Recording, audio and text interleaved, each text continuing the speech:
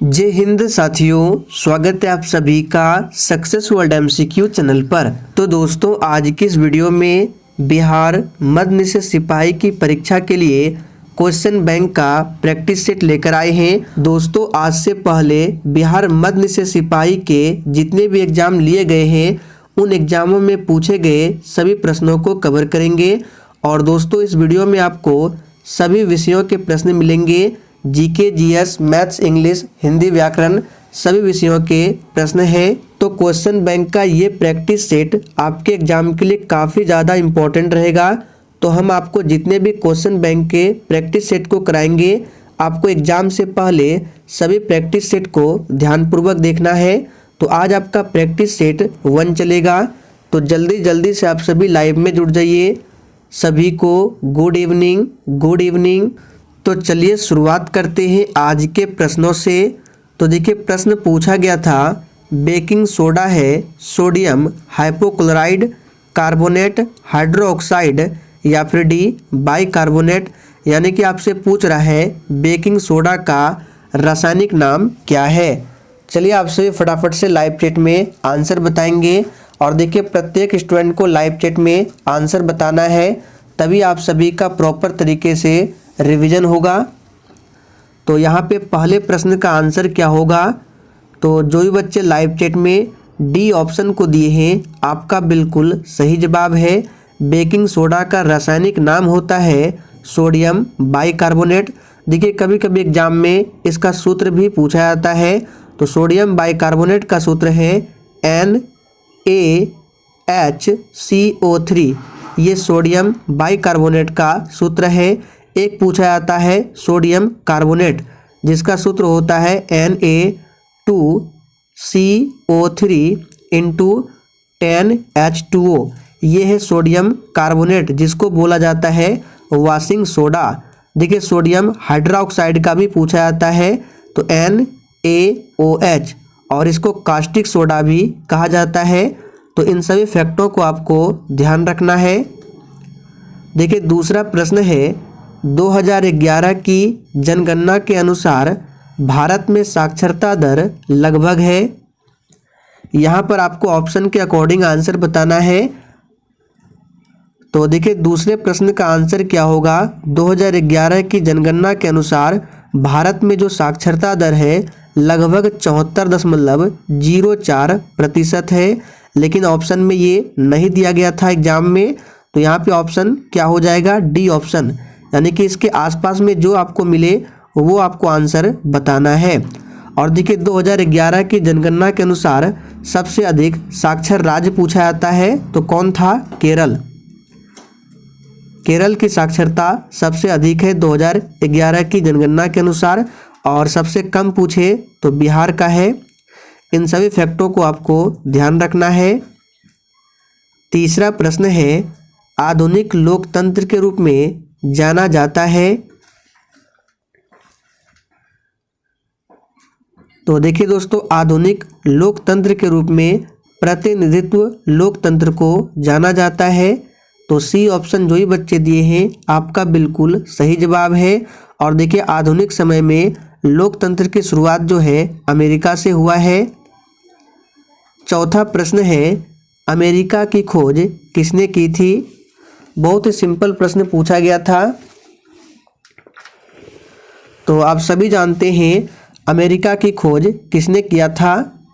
तो बिल्कुल सही आंसर दिए हैं क्रिस्टोफर कोलंबस ने। कब किया था, तो डेट लिख लीजिए। 1492 में इन्होंने अमेरिका का खोज किया था। और देखिए, अगर पूछे भारत आने वाला सबसे पहला पुर्तगाली यात्री कौन था, तो ए ऑप्शन में दिया गया है वास्को डी गामा। ये 1498 ईस्वी में भारत आया था। अगला प्रश्न है निम्नलिखित में से कौन सा त्रिभुजों की सर्वांग समता का एक प्रतिबंध नहीं है। चलिए आप सभी 5 के लिए फटाफट से आंसर बताएंगे। तो देखिए दोस्तों, त्रिभुजों की सर्वांग समता के लिए 3 कसौटियां हैं। आप लोगों ने 9th-10th क्लास में पढ़ा होगा। कौन कौन सी है, तो पहला है भुजा भुजा भुजा, जो कि ए ऑप्शन में दिया गया है। इसको लिखते हैं साइड साइड साइड।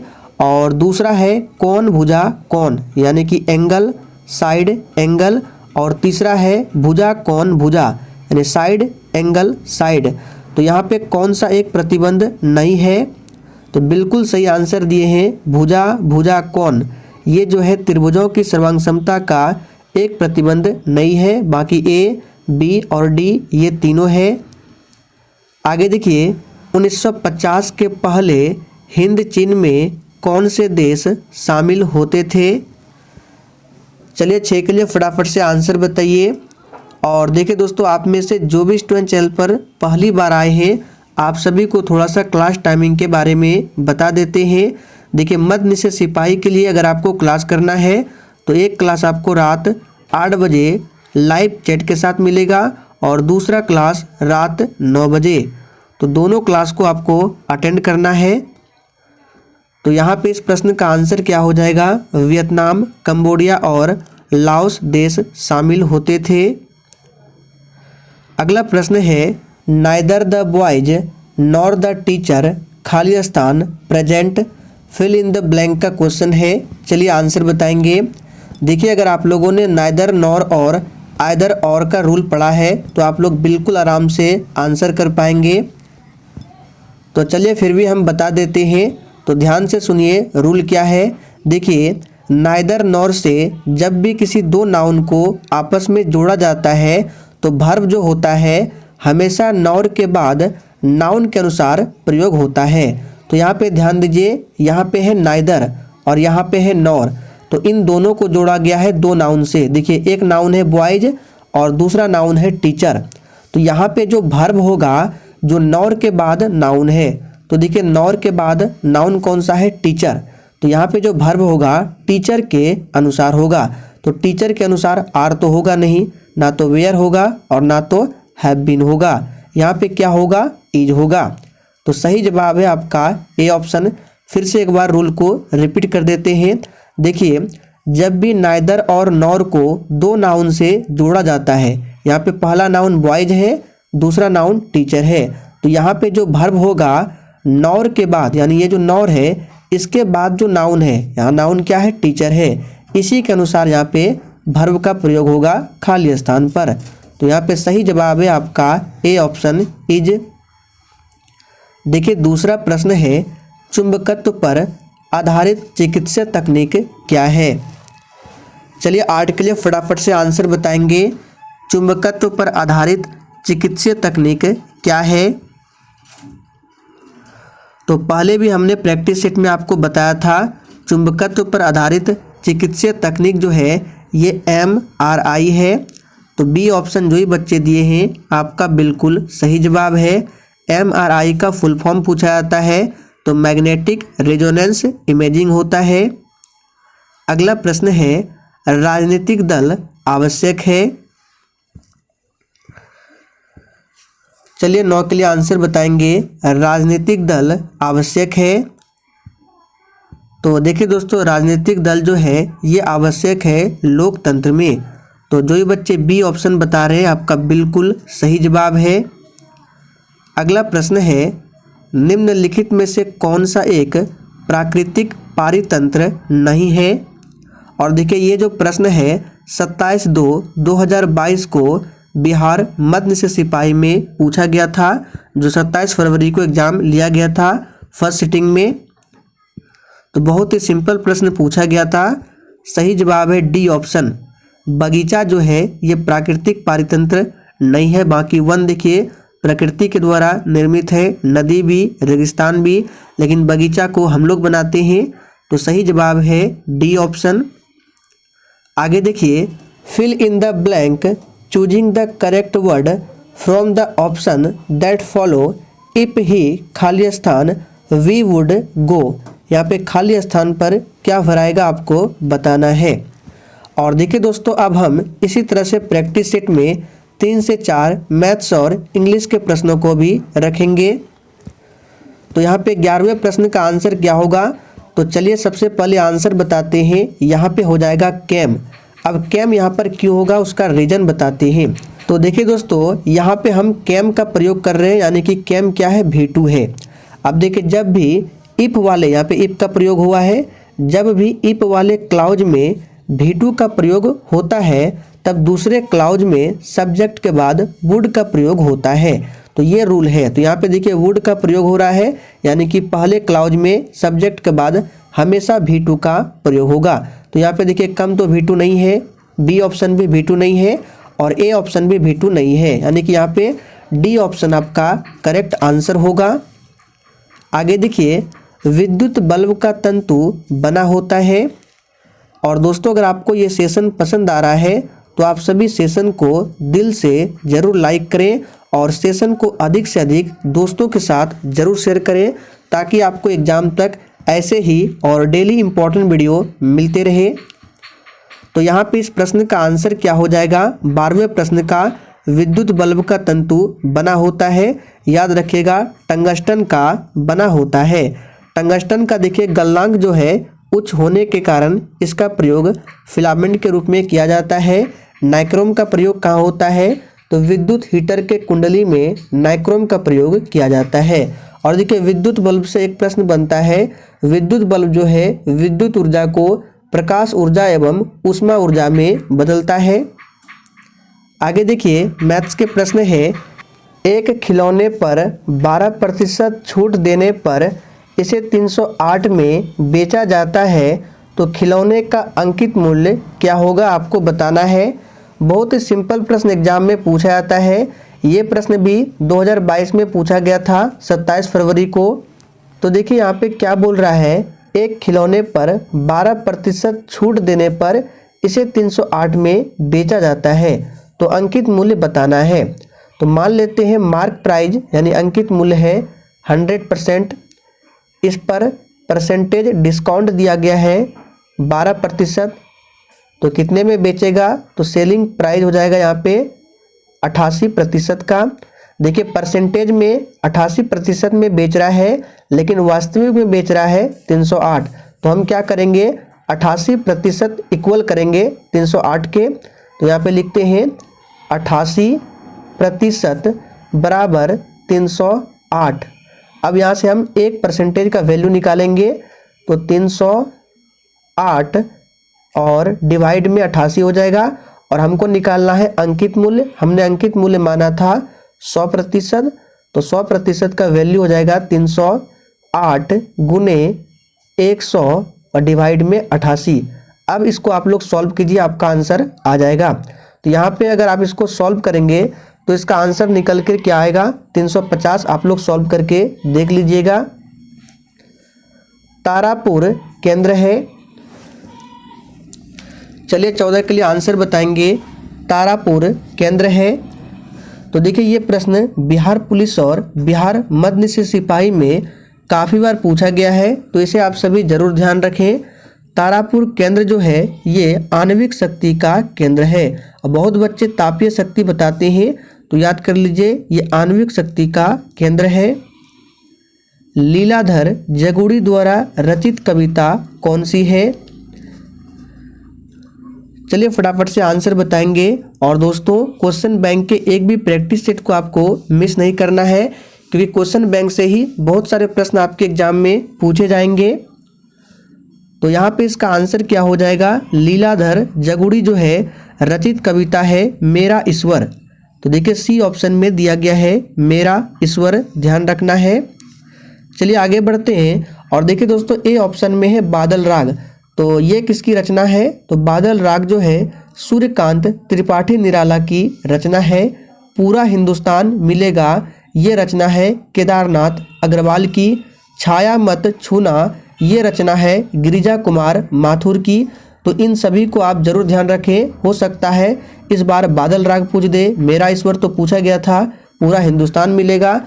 तो जो आपको एक्स्ट्रा फैक्ट बताते हैं आपको कॉपी में लिखते जाना है।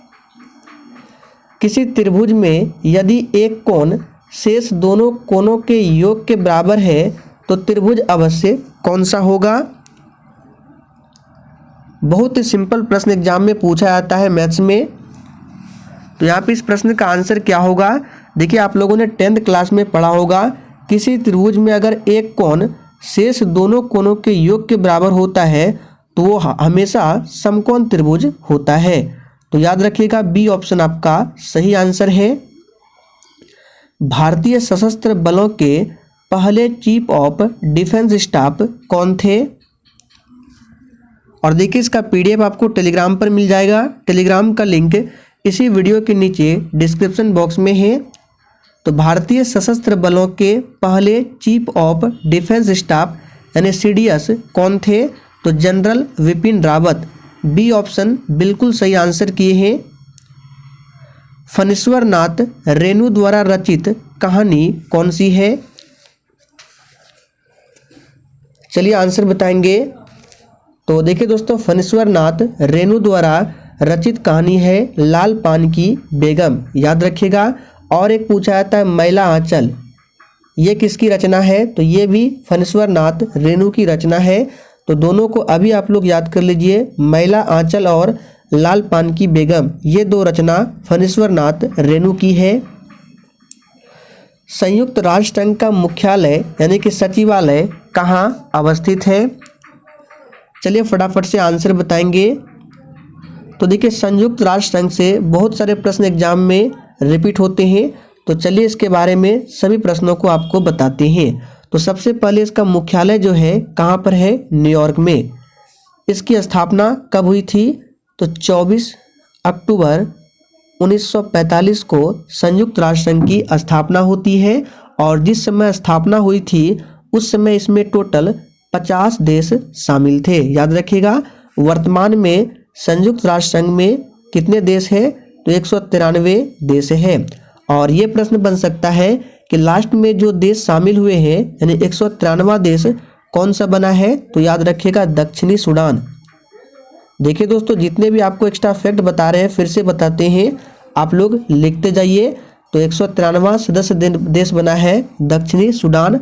और एक प्रश्न बनता है संयुक्त राष्ट्र संघ के कितने अंग होते हैं? तो 6 अंग है। कौन कौन से? महासभा, सुरक्षा परिषद, आर्थिक एवं सामाजिक परिषद, चौथा है प्रन्यास परिषद, पांचवा है सचिवालय और छठा है अंतर्राष्ट्रीय न्यायालय।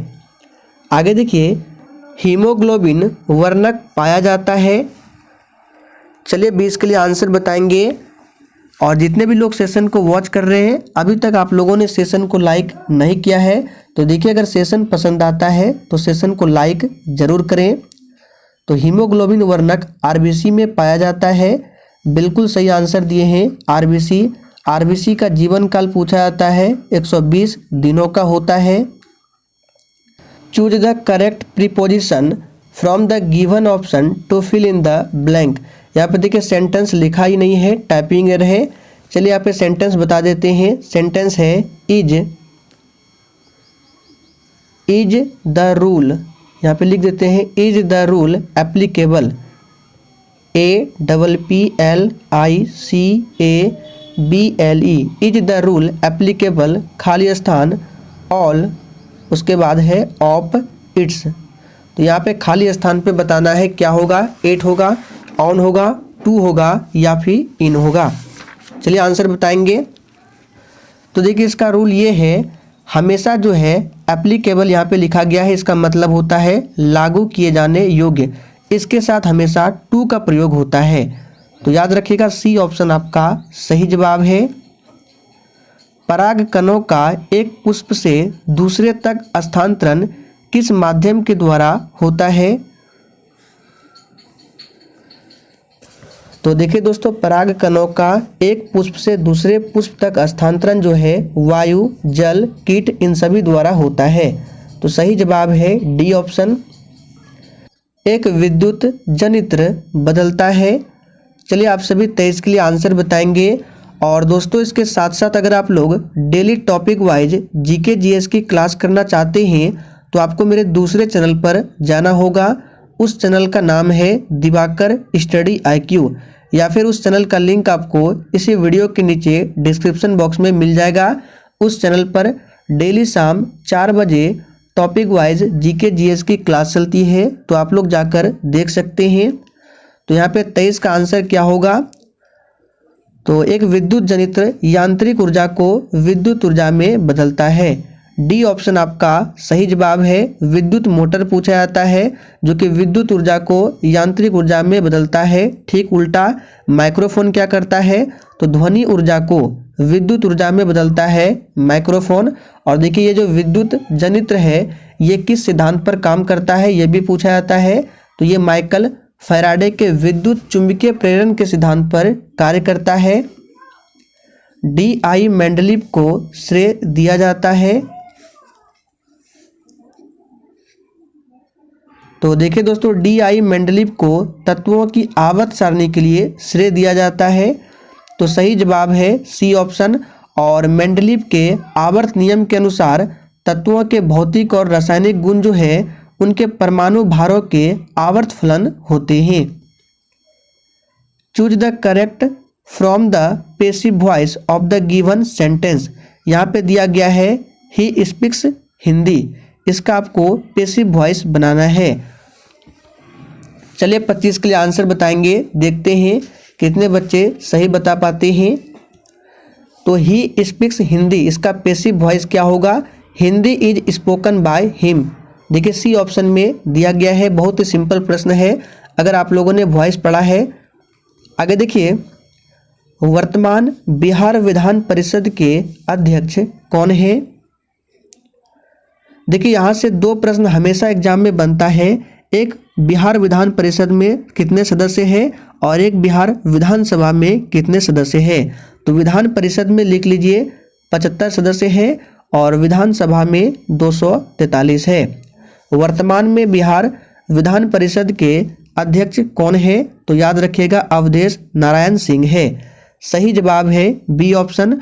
और बिहार विधान परिषद पूछे, बिहार विधान परिषद के वर्तमान सभापति तो याद रखिएगा देवेश चंद्र ठाकुर है, जो कि 25 अगस्त 2022 से बने हैं सभापति।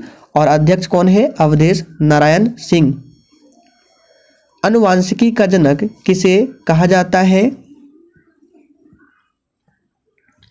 तो अनुवांशिकी का जनक आप सभी जानते हैं जी.जे. मेंडल को कहा जाता है। याद रखिएगा इन्होंने मटर के पौधे पर प्रयोग किया था। प्रथम विश्व युद्ध कब हुआ, ये बहुत ही सिंपल प्रश्न है, सभी बच्चे को पता है। प्रथम विश्व युद्ध 1914 में शुरुआत होती है और अंत 1918 में। द्वितीय विश्व युद्ध की शुरुआत 1939 में और समाप्ति 1945 में। तो यहाँ पे सही जवाब हो जाएगा 28 का बी ऑप्शन 1914 में। समुद्र का कुछ भी नहीं होता मानो अपनी अबुझ भाषा में कहता रहता है, काले पद प्रतीक है। देखिए ये जो है यहाँ से लेके यहाँ तक एक वाक्य है, इसमें काला अक्षर यानी समुद्र जो है बताना है ये समुद्र क्या है, सूर्य का, शासक का, साहित्य का या समाज का। ये किसका प्रतीक बता रहा है। तो सबसे पहले ध्यान रखिए ये जो वाक्य लिया गया है किस कविता का है, तो समुद्र कविता है। और समुद्र कविता की रचना किसने किया था, तो सीताकांत महापात्र। नाम लिख लीजिए, एग्जाम में पूछा जा सकता है। सीताकांत महापात्र की रचना है ये समुद्र, याद रखिएगा समुद्र कविता। समुद्र का कुछ भी नहीं होता मानो अपनी अबुझ भाषा में कहता रहता है, यहाँ समुद्र का प्रतीक है समाज। तो याद रखिएगा डी ऑप्शन आपका सही जवाब है। खाद्य सुरक्षा का तात्पर्य क्या है। और देखिए आपके एग्जाम में बिल्कुल इसी तरह के प्रश्न पूछे जाएंगे और आप लोग देख सकते हैं कितना इजी प्रश्न एग्जाम में पूछा जाता है। और कुछ बच्चे कमेंट करते हैं सर इतना इजी प्रश्न नहीं पूछा जाता है, तो खुद देख लीजिए। तो यहाँ पे खाद्य सुरक्षा का तात्पर्य क्या होगा, तो सही जवाब है खाद्य उपलब्धता, खाद्य की पहुँच, खाद्य की सामर्थ्य, ये सभी है। अगला प्रश्न है निम्नलिखित में कौन जुलाई 2021 को अंतरिक्ष में यात्रा करने वाले द्वितीय भारतीय मूल की महिला बनी। तो यहाँ पे कुछ बच्चे सही आंसर बता रहे हैं, सी ऑप्शन श्रीषा बांदला। याद रखिएगा। राष्ट्रीय मानवाधिकार आयोग की स्थापना कब हुई थी। चलिए 32 के लिए आंसर बताएंगे। इस प्रश्न को भी हमने आपको काफ़ी बार प्रैक्टिस सेट में बताया है। तो राष्ट्रीय मानवाधिकार आयोग की स्थापना 12 अक्टूबर 1993 को किया गया था। और राष्ट्रीय मानवाधिकार आयोग के अध्यक्ष जो है, अध्यक्ष और सदस्य दोनों याद रखिएगा कितने वर्ष के लिए चुने जाते हैं, तो 3 वर्ष, 3 वर्ष या फिर 70 वर्ष की उम्र जो भी पहले पूरा हो जाए। तो यहाँ पे सही जवाब है डी ऑप्शन। अगला प्रश्न है, भारत का प्रथम परमाणु संयंत्र कहाँ स्थापित किया गया था? वेरी वेरी इंपॉर्टेंट प्रश्न है, इसको मार्क करके रखिए, बार बार ये प्रश्न पूछा जाता है। चलिए आप लोग एक प्रश्न का आंसर बताएंगे। राष्ट्रीय मानवाधिकार आयोग के वर्तमान में अध्यक्ष कौन है? इम्पॉर्टेंट प्रश्न रहेगा, आंसर जरूर बताना है। तो यहाँ पे इस प्रश्न का आंसर जो भी बच्चे बी ऑप्शन दिए हैं आपका बिल्कुल सही जवाब है, तारापुर, महाराष्ट्र। चलिए और कुछ इंपॉर्टेंट परमाणु संयंत्र है, सभी को बता देते हैं। रावत भाटा पूछा जाता है, परमाणु ऊर्जा स्टेशन कहाँ है? तो गुजरात में है, सभी को आप लोग लिखते जाइए। कलपक्कम पूछा जाता है, तमिलनाडु में है। कैगा लिख लीजिए, कर्नाटक में है। कुडनकुलम पूछा जाता है, तमिलनाडु में है। नरौरा उत्तर प्रदेश, काकरापार गुजरात, इन सभी को जरूर ध्यान रखना है। बैलाडीला श्रेणी किस जिले में स्थित है? सबसे पहले आपको ध्यान रखना है बैलाडीला जो है ये कहाँ किस राज्य में है? तो छत्तीसगढ़ में है। और ये किसके लिए प्रसिद्ध है? तो ये जो है लौह अयस्क के लिए जाना जाता है। और ये किस जिले में है? तो छत्तीसगढ़ के बस्तर जिले में है, याद रखिएगा छत्तीसगढ़ के बस्तर जिले में है। अगला प्रश्न है, सरहुल पर्व मुख्यतः कौन मनाते हैं?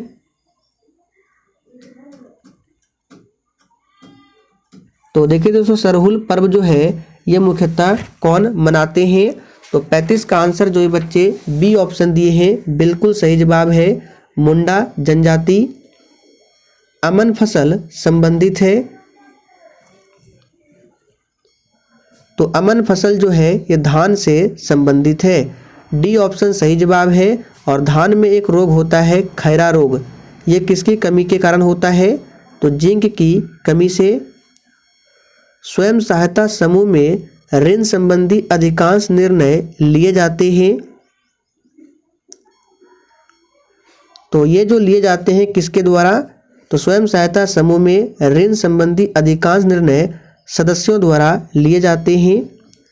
आगे देखिए, किस विकल्प में सही विलोम युग्म है? यानी कौन सा ऑप्शन है जिसमें विलोम जो दिया गया है सही है?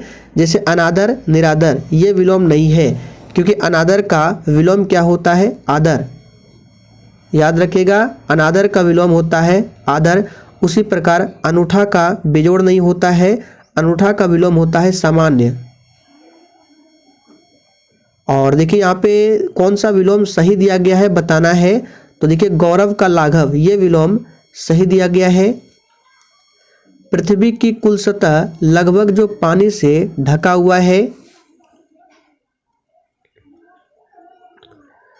तो देखिए दोस्तों ऐसे तो पृथ्वी पर लगभग 71% भूभाग पर जल है, तो यहाँ पे ऑप्शन में 71 नहीं है, इसके समथिंग यहाँ पे 75% दिया गया है। तो ए ऑप्शन आपका सही जवाब है। और एग्जाम में भी ऑप्शन में इसी तरह आपको मिलेगा, तो जो आपको सटीक लगे वही आंसर बताना है।